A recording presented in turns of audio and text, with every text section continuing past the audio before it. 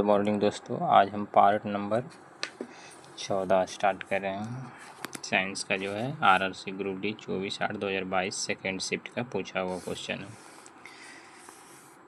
पहला क्वेश्चन है कि निम्नलिखित में से कौन सी धातु एल्युमिनियम सल्फेट विलयन से एल्युमिनियम को विस्थापित कर सकती है। तो कौन सी धातु कर सकती है? तो मैग्नीशियम Mg। तथा मानव शरीर में श्वसन वर्णक कहाँ पाए जाते हैं? मानव शरीर में श्वसन वर्णक कहाँ पाए जाते हैं? तो लाल रक्त कणिकाओं में यानी आरबीसी में पाए जाते हैं। मानव शरीर में श्वसन वर्णक कहाँ पाए जाते हैं? तो आरबीसी में, रेड ब्लड सेल में पाए जाते हैं। तीसरा नंबर क्वेश्चन, यदि 50 ओम प्रतिरोध वाली चालक कुंडली समय के साथ परिवर्तन चुंबकीय क्षेत्र में इस प्रकार है कि प्रेरित ईएमएफ 5 वोल्ट है, तो कुंडली में प्रेरित धारा क्या होगा? यानी V बराबर IR पर निकल जाएगा, जो कि कितना आएगा? 0.01 एम्पियर। क्वेश्चन नंबर 4, तथा निम्नलिखित अभिक्रिया का उत्पाद क्या है? देखिए, CH3 से रिएक्शन CH2 और OH+2 रिएक्शन करेगा। इसमें करेगा किसकी उपस्थिति में? तो पोटेशियम नाइट्रेट यानी KMnO4 या तो फिर K2Cr2O7 से करेगा, और प्लस में क्या देगा? हीट देगा। तो क्या बनेगा? तो CH3COOH बनेगा, CH3COOH यानी 4 का B हो जाएगा। कहता है एक इलेक्ट्रॉनिक ओवन की रेटिंग 2500 वाट है, इसके द्वारा 5 घंटे में उपयोग किए जाने वाली ऊर्जा कितना होगा? तो क्या करेंगे? 2500 गुने 5 कर देंगे और बटा में 1000 हो जाएगा, तो आ जाएगा 12.5 किलोवाट घंटा, यानी इतना यूनिट इसको बोल सकते हैं। एक यूनिट बराबर 1000 वाट होता है।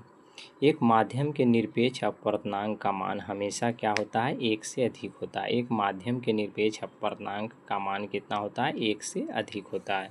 7 नंबर क्वेश्चन कहता है एक प्रकाश किरण एक अवतल दर्पण के ध्रुव पर आपतित होती है। आपतित किरण और मुख्य अक्ष के बीच निर्मित न्यून कोण क्या कहलाता है? तो न्यून कोण क्या कहलाता है? तो आपतन कोण कहलाता है। क्या कहलाएगा? आपतन कोण, यानी 7 का D हो जाएगा। 8 नंबर क्वेश्चन कहता है निम्नलिखित में से कौन सा लवण लगभग 7 pH वाला जलीय विलयन उत्पन्न करेगा? तो कौन सा होगा? तो K2SO4 K2SO4। अब 9 नंबर में कहता है 2AgCl जब रिएक्शन करेगा तो 2 उत्पाद बनाएगा।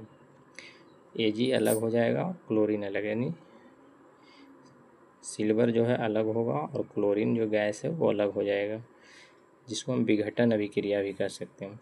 तथा उपयुक्त अभिक्रिया के घटित होने के लिए उपयुक्त स्थिति क्या है? इसमें मतलब कौन सा चीज़ उपस्थिति रहेगा तब ये अभिक्रिया होगा?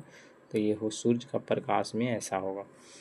10 नंबर निम्नलिखित चित्र विभिन्न प्रकार की श्वेत रक्त कणिकाओं को दर्शाता है, सही नामांकन वाले विकल्प की पहचान कीजिए। तो क्या हो जाएगा? C हो जाएगा। क्या होगा? C।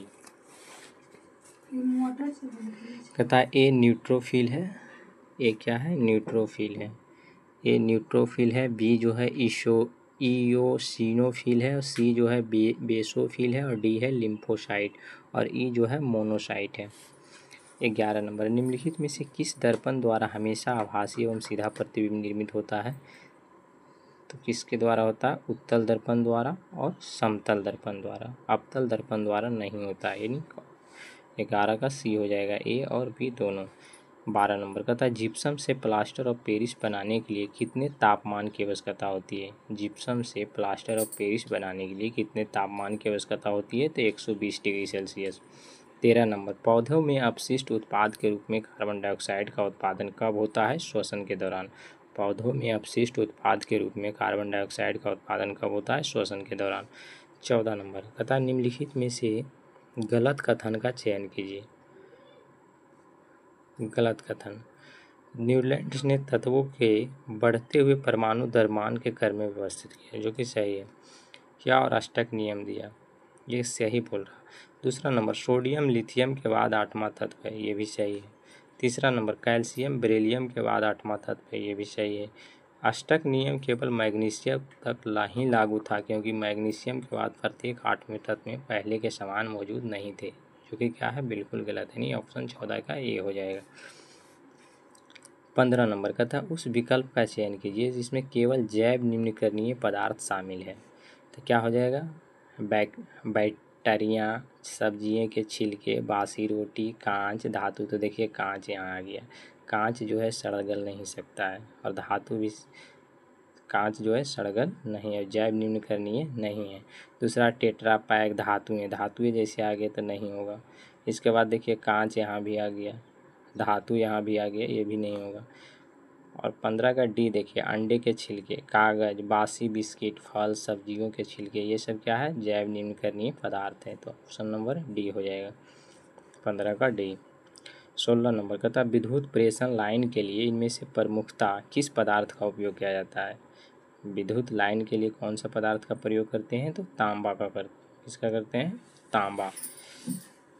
ऑप्शन नंबर ए हो जाएगा। 17 में कहता है, एक श्वेत प्रकाश पुंज किसी त्रिभुजाकार कांच के प्रिज्म के माध्यम से वर्ण विक्षेपित होकर 7 रंगों की एक पट्टिका निर्मित करता है। इनमें से कौन से कथन सही है?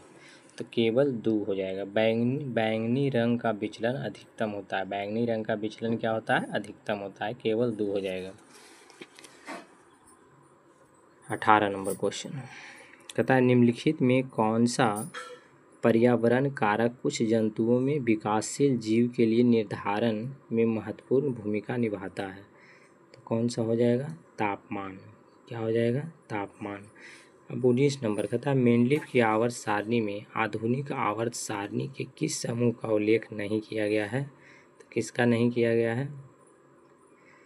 उत्कृष्ट गैस। उत्कृष्ट गैस का उल्लेख नहीं किया गया है, जिसको इनर्ट गैस कहते हैं।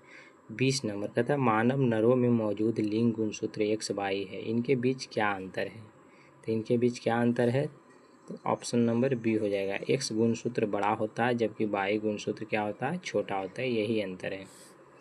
21 नंबर का था, जब किसी विद्युत उपकरण के टर्मिनल पर 50 वोल्ट का विभवांतर आरोपित किया जाता है, जब किसी विद्युत उपकरण के टर्मिनल पर 50 वोल्ट का विभवांतर आरोपित किया जाता है तो उसमें 5 एम्पीयर की धारा प्रवाहित होती है। यदि विभवांतर को बढ़ाकर 110 वोल्ट कर दिया जाए तो उपकरण द्वारा ली जाने वाली धारा कितनी बढ़ जाएगी? तो V बराबर IR के द्वारा निकल जाएगा, तो कितना हो जाएगा? 11 एम्पीयर हो जाएगा। 22 नंबर क्वेश्चन कहता है, रासायनिक अभिक्रिया N2 यानी नाइट्रोजन और प्लस हाइड्रोजन, यहाँ पर X देखिए कहाँ क्या लगेगा। तो जब रिएक्शन करता है यानी दो उत्पाद बना के या क्या कर रहा है? एक बना रहा है, यानी संयोगी अभिक्रिया बोल सकते हैं इसको।